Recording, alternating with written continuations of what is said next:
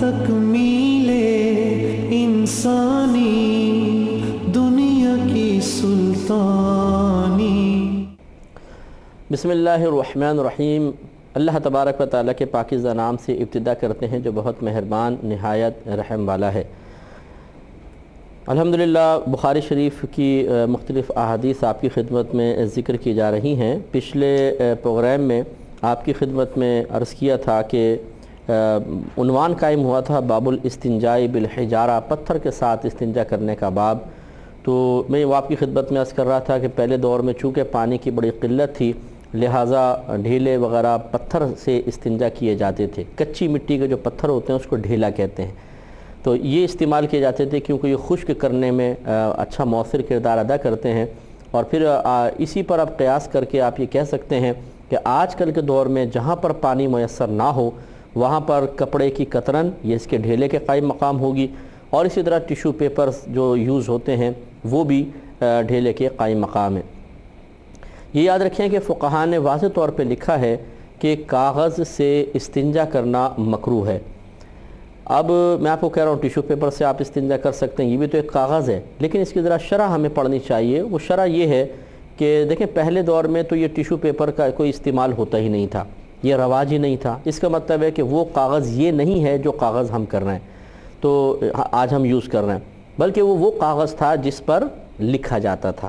تو لہٰذا اس کاغذ کو جس پر لکھا جاتا تھا، جو باقاعدہ قیمتی کاغذ تھا، کہ وہ صفحے ہوتے تھے تو وہ قیمت سے خریدے جاتے تھے اور ان پہ قرآن لکھا جاتا تھا، حدیثیں لکھی جاتی تھیں، اس کاغذ کو فقہاء نے منع کیا کہ یہ قیمتی کاغذ ہوتا ہے، اس پہ اللہ تعالیٰ اس کے رسول کا نام بھی لکھا جاتا ہے، اور یہ اس لیے نہیں بنا کہ اس سے استنجا وغیرہ کیا جائے، لہٰذا اس زمانے میں اس کو مکروہ رکھا ہے۔ یہ ضرور آپ ذہن میں رکھیں۔ اور آج کل کے دور میں آپ دیکھیں جس ٹیشو پیپر سے آپ استنجا وغیرہ صاف کر رہے ہیں، پیشاب وغیرہ خشک کر رہے ہیں، اگر اس ٹکڑے کو آپ علیحدہ کر لیں اس کی اپنی کیا قیمت ہے؟ تو یعنی پورا کا بنڈل آپ لیں گے تو اس کی کوئی قیمت پھر بھی بنتی ہے، آپ خریدتے ہیں، لیکن جب اس کو آپ پھاڑ لیں گے ایک کاغذ، اس کی تو کوئی قیمت ہی نہیں ہے، تقریباً بے قیمت ہے۔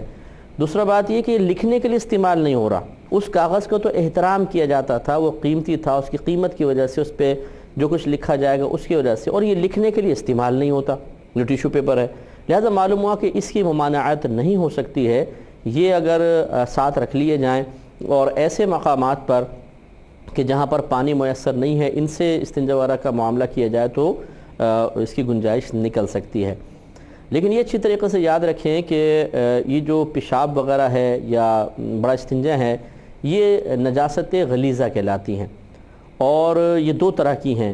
پیشاب بہنے والی ہے، بڑا استنجا بہتا نہیں ہے، وہ گاڑھا ہے، تو لہٰذا یعنی غلیظ اس کو کہتے ہیں، تو لہٰذا ان میں درہم کی مقدار مختلف ہے۔ پہلے وہ سمجھ لیجئے کہ پیشاب یہ جو بہنے والی نجاست غلیظہ ہوتی ہے، اس میں یوں سمجھ لیں کہ آپ ہتھیلی سیدھی کریں، اس میں پانی ڈالیں، جب یہاں سے ٹپکنا شروع ہو جائے تو رک جائے۔ اب جتنا پانی یہ ہتھیلی میں جمع ہے اسے شرعی لحاظ سے 1 درہم کہا جاتا ہے، 1 درہم۔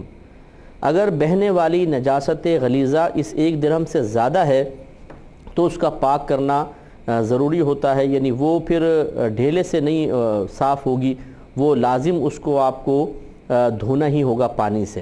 اگر آپ وقتی کوئی ضرورت ہے کہ آپ کے پاس پانی وغیرہ نہیں ہے تو بہرحال آپ اس کو ڈھیلے سے یا ٹیشو پیپر سے خشک کر سکتے ہیں، لیکن نماز اس سے نہیں پڑھ سکیں گے، آپ کو لازم پہلے پانی بہانا ہوگا پھر آپ نماز پڑھ سکیں گے، کیونکہ اس نے 1 درہم سے زیادہ جگہ گھیر لی ہے۔ اور اگر 1 درہم کے برابر ہے تب پاک کرنا واجب ہے، یعنی 1 درہم سے زیادہ ہو تو پاک کرنا فرض، 1 درہم کے برابر ہو تو پاک کرنا واجب، اور 1 درہم سے کم ہے تو پاک کرنا سنت ہے۔ تو لہذا معلوم یہ ہوا کہ اگر آپ نے ٹیشو وغیرہ یوز کیا اور پیشاب اتنی جگہ پر نہیں پھیلا ہوا کہ جس کو آپ 1 درہم کہہ سکیں، اس سے کم ہے، تو بالکل آپ ٹیشو وغیرہ یوز کرنے کے بعد پھر اسی وضو کر کے آپ نماز پڑھ سکتے ہیں۔ لیکن اگر نجاست 1 درہم سے تجاوز کر گئی ہے تو پھر لازم سی بات ہے کہ پانی استعمال کرنا پڑے گا، یعنی آپ وقت ضرورت کے تحت ٹیشو وغیرہ یوز کر کے خشک تو کر لیں، لیکن نماز پڑھنے سے پہلے آپ کو بہرحال پانی استعمال کرنا پڑے گا۔ اور اگر نجاست غلیظہ گاڑھی ہو جیسے کہ گوبر وغیرہ ہے تو اس میں درہم کی مقدار 4.5 ماشا رکھی گئی ہے، یعنی اس میں مقدار لمبائی چوڑائی کے اعتبار سے نہیں دیکھتے ہیں، وزن کے اعتبار سے دیکھتے ہیں، اور 4.5 ماشا समझ लें इतना, आप समझ लें इतना, बस इसको दोनों तरफ से यूँ कर लें तो इतनी सी मिक़दार होगी तो ये 4.5 माशा बन जाएगी। बहुत हल्का सा वज़न होता है। तो 4.5 माशा एक मायार बनाया कि 4.5 माशा गाढ़ी ही नजासत गलीज़ा में 1 दिरहम की मिक़दार है। अगर इससे ज़्यादा नजासत हो तो उसका पाक करना फ़र्ज़ है, यानी और या बराबर हो तो पाक करना वाजिब, यानी इसमें पानी इस्तेमाल करना होगा। हाँ, अगर इससे कम है तो पाक करना सुन्नत करीमा है। तो अब सहाबा किराम अलैहिम रिदवान बाद औक़ात बड़े इस्तिंजे में भी इसको इस्तेमाल किया करते थे ढेले को। लेकिन ये बुखारी के अंदर ये रिवायत आएगी, वो कहते हैं कि जब हम जाते थे जिहाद वगैरह पर तो पत्ते बाद औक़ात पत्ते खा के गुजारा करते थे, और हमें ऐसा इस्तिंजा आता था जैसे बकरी की मेंगनी आती है कि बिल्कुल यानी खुश्क होता था और बहुत ही कलील मिक़दार में। तो उसमें ढेले का इस्तेमाल करना ये बिल्कुल सही था कि वो इतनी जगह ही नहीं घेरेगा। तो लेकिन अगर कोई आजकल के दौर में जो ज़्यादा खाने वाला है या ज़्यादा मिक़दार में नजासत खारिज होती है, उससे अगर आप ढेले वगैरह से यूज़ करेंगे तो वक्ती तौर पे ये काम तो दे जाएगा, लेकिन नमाज पढ़ने से पहले पहले पानी का इस्तेमाल करना इंतहाई ज़रूरी है। हमें अपने आप को पाक करके फिर हम नमाज़ पढ़ सकते हैं। ये मैंने इसलिए तफसील से मसला अर्ज़ कर दिया कि हमारे बहुत सारे भाई बहन यूरोप कंट्रीज़ में भी होते हैं, सफ़र कर रहे होते हैं और उनको हर जगह पानी मुयस्सर नहीं आता, तो नमाज से पहले पहले बहरहाल पाक करना होगा। इन तमाम कंडीशंस के साथ जो मैंने आपकी खिदमत में अर्ज़ करने की सआदत हासिल की है। अब इसके बारे में हदीस देखें, 155 नंबर हदीस पाक है। हज़रत अबू हुरैरा रज़ी अल्लाह ताला अन्हु कहते हैं कि नबी करीम सल्लल्लाहु अलैहि वसल्लम एक मरतबा क़ज़ाए हाजत के लिए निकले तो मैं आपके पीछे पीछे गया। नबी करीम सल्लल्लाहु अलैहि वसल्लम इधर उधर नहीं देखते थे, इन्हें रास्ते में चलते हुए इधर उधर दाएं बाएं, जैसे हमारे यहाँ आवारा नजरी होती है, इधर देखा यूँ, बल्कि आप निगाहें झुकाकर सीधे चलते रहते थे। मैं आपके करीब हुआ, यानी पहले सरकार ने आपको नहीं देखा, फिर आप बाद में करीब हुए तो सरकार ने शायद फरमाया कि ए अबू हुरैरा, मुझे पत्थर तलाश करके लाकर दो, मैं इनसे इस्तिंजा करूँगा, और मेरे पास हड्डी और गोबर ना लाना, मैं कपड़े जो गोबर ना लाना। तो मैं गया और कपड़े की एक तरफ में यानी ऐसे दामन में पत्थर जमा करके ले आया, बस वो मैंने आपके पहलू में लाकर रख दिए और फिर आपसे दूर खड़ा हो गया जाके, और नबी करीम सल्लल्लाहु अलैहि वसल्लम ने फरागत हासिल फरमाई और आपने इन पत्थरों से इस्तिंजा किया। तो ये मालूम हुआ कि नबी करीम सल्लल्लाहु अलैहि वसल्लम की ये सुन्नत करीमा है कि आपने ढेले इस्तेमाल फरमाएँ। अब ये कितनी तादाद में हो इसका ज़िक्र आगे इंशाअल्लाह आ जाएगा।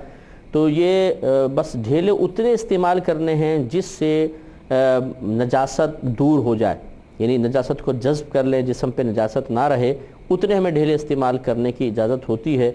ये अगर एक से काम हो जाए तो एक ही काफ़ी है। फिर अगर चाहें तो तकमील सुन्नत के लिए 3 इस्तेमाल कर लें, लेकिन कोई 3 ही इस्तेमाल करना ज़रूरी नहीं है। अगर 3 से बिलफर्ज तहारत हासिल नहीं हुई है तो 4 भी इस्तेमाल कर सकते हैं, 5 भी इस्तेमाल कर सकते हैं। तो जो भाई बहन के साथ ऐसा कोई मामला नहीं होता कि उन्हें इस तरह चीज़ें इस्तेमाल करने का मौका मिले, वो शायद इसमें दिलचस्पी ना ले रहे हों और वो सोचेंगे यार ये तो हमारी दिलचस्पी के मसाइल नहीं हैं। लेकिन अगर आप कहीं पे पाकिस्तानी ट्रेन्स में अगर आप फंस गए तो फिर आपको हमारी ये बातें बहुत याद आएंगी और उस वक्त फिर आपको बड़ा सुरूर आएगा कि आप पाकिस्तानी ट्रेनों के मज़े लूटेंगे और वहाँ पे फिर आपको वही साबिक़ा ज़माने में चला जाना पड़ेगा, पत्थरों के दौर में। वहाँ पे आपको हमारी ट्रेनें याद दिलाएंगी कि पत्थरों का दौर क्या होता है। इमाम बुखारी, अच्छा देखें ये सरकार सल्लल्लाहु अलैहि वसल्लम ने जो फरमाया कि हड्डी और गोबर ना लेकर आना, इस पर मैं एक हदीस आपकी खिदमत में अर्ज़ कर देता हूँ कि इसमें क्या हिकमत थी कि ये आपने मना फरमाया। ये इंशाल्लाह आगे एक हदीस आएगी, हदीस नंबर होगी 3860 इसी बुखारी के अंदर।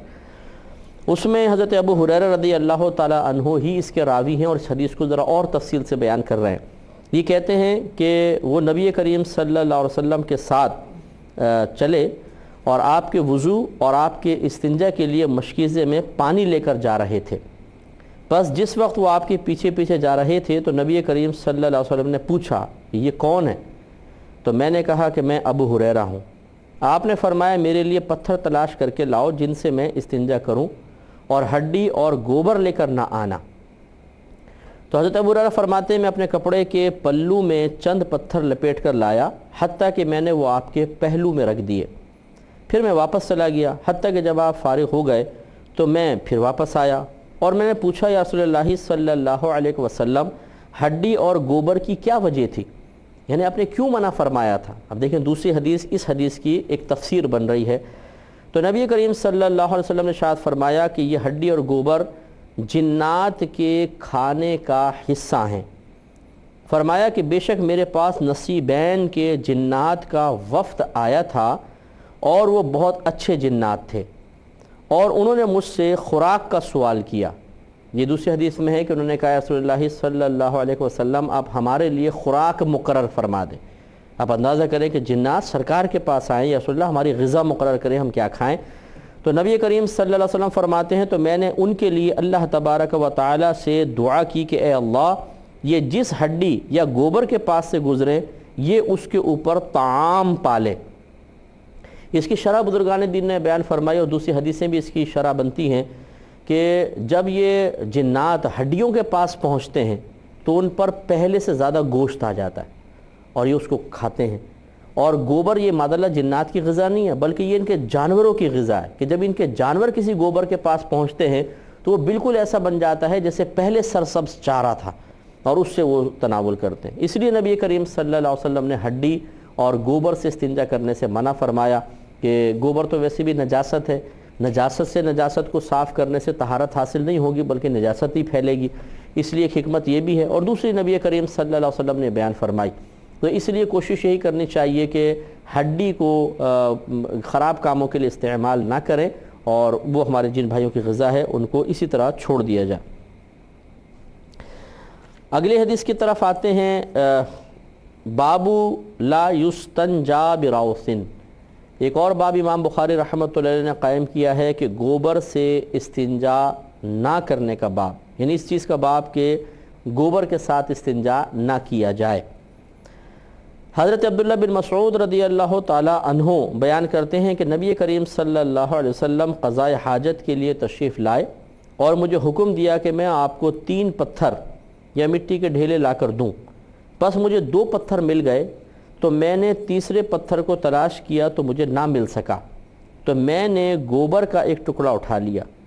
جب وہ آپ کے پاس لے کر آیا تو آپ نے 2 پتھر لے لیے اور گوبر کو پھینک دیا اور فرمایا کہ یہ نجس ہے۔ ہذا رکس ان کے الفاظ ہیں کہ یہ رکس ہے، یعنی نجاست ہے۔ تو اس سے دیکھیں ایک انس بن مالک رضی اللہ تعالیٰ عنہ فرما رہے کہ میں اور ایک لڑکا سرکار کے لیے خدمت کرتے تھے۔ اس سے اگلی حدیث میں حضرت ابو ہریرہ رضی اللہ تعالیٰ عنہ فرما رہے ہیں کہ میں پیچھے پیچھے گیا اور نبی کریم صلی اللہ علیہ وسلم کی خدمت کی۔ اس حدیث پاک میں حضرت عبداللہ بن مسعود رضی اللہ تعالیٰ عنہ فرما رہے ہیں، تو معلوم یہ ہوا کہ ڈیوٹیز بدلتی رہتی تھیں، کبھی کوئی آتا تھا، کبھی کوئی آتا تھا، کبھی کوئی سرکار کی خدمت کرتا تھا۔ ہر ایک کو سرکار موقع فراہم فرماتے تھے کہ جو آپ کی خدمت کر کے اپنے درجات کی بلندی اور اخروی مقامات قرب حاصل کرنے کے سلسلے میں کوششیں کیا کرتے تھے۔ تو اس سے معلوم ہوا کہ بڑے بڑے صحابی حضرت عبداللہ بن مسعود رضی اللہ تعالیٰ عنہ بڑے مجتہد صحابی ہیں، اور فقہ حنفی آپ ہی کی بیان کردہ حدیثوں پر مشتمل ہے۔ سمجھ لیجئے کہ ایک بڑا حصہ فقہ حنفی کا جس امام اعظم رضی اللہ تعالیٰ عنہ جن احادیث سے استدلال کرتے ہیں اس کے اکثر راوی حضرت عبداللہ بن مسعود رضی اللہ تعالیٰ عنہ ہیں۔ تو بہت بڑے صحابی ہیں، جلیل القدر صحابی ہیں، مجتہد ہیں بہت بڑے، اور وہ سرکار کی خدمت کر رہے ہیں۔ اس سے ذرا غور کیجئے گا، ہمیں بھی سوچنا چاہیے، مجھے بھی سوچنا چاہیے، آپ بھی سوچئے کہ ہم کسی بھی مقام پہ پہنچ جائیں، لوگ ہمیں عالم کہیں، ہمیں مفتی کہیں، ہمیں بزرگ کہیں، لیکن جب ہم سے بڑے کوئی بزرگ ہوں تو ان کی خدمت کرنے میں بالکل شرم و عار محسوس نہیں کرنی چاہیے۔ اس سے وہ ہمارے دینی طلبہ خاص طور پہ درس حاصل کریں کہ جب وہ چھوٹے درجوں کے اندر ہوتے ہیں تو وہ اساتذہ کی خدمت کرنے میں بڑا فخر سا محسوس کرتے ہیں، لیکن جیسے جیسے ان کے درجے بلند ہوتے ہیں ویسے ویسے ایک بڑا پن سا بھی آتا جاتا ہے، اور وہ عموماً پھر کوشش نہیں کرتے کہ اپنے اساتذہ کی خدمت کریں، بلکہ وہ دوسرے چھوٹوں کو موقع دینے کی کوشش کرتے ہیں۔ اور جب خصوصاً وہ آخری درجوں میں پہنچ جاتے ہیں، دورہ حدیث میں یا تخصص الفقہ میں وہ پہنچ جاتے ہیں، تو اس وقت اور زیادہ ان کو جھجک سی محسوس ہوتی ہے۔ یہ جھجک ہرگز نہیں ہونی چاہیے۔ اپنے بزرگوں کی خدمت کرنے میں ہمیشہ فخر محسوس کریں، ان کی نالین اٹھائیں، ان کو آپ مطلب ان کو اگر پانی کی ضرورت ہے ہاتھ دھونا ہے پانی پیش کریں، اس طرح ان کی خدمتیں کریں۔ اس سے اللہ تبارک و تعالی بہت کچھ عطا فرماتا ہے، ان بزرگوں نے بھی حاصل فرمایا۔ اب دیکھیے اس سے یہ بھی معلوم ہوا حدیث پاک سے کہ ضروری نہیں ہے کہ 3 ڈھیلے ہی استعمال کیے جائیں۔ سرکار نے 2 پتھر لے لیے، یہ تیسرے کو تو گوبر تھا اس کو پھینکوا دیا، تو 2 پتھروں سے اگر کوئی استنجا کرتا ہے تو یہ بھی صحیح ہے۔ اصل چیز صفائی ہے، وہ چاہے کتنے ہی پتھروں سے حاصل ہو۔ اگلا باب امام بخاری رحمۃ اللہ علیہ نے قائم کیا ہے، یہ وضو کے بارے میں ہے۔ آپ فرماتے ہیں کہ باب الوضوء مرتن مرتن، یعنی ایک بار وضو کرنے کا باب۔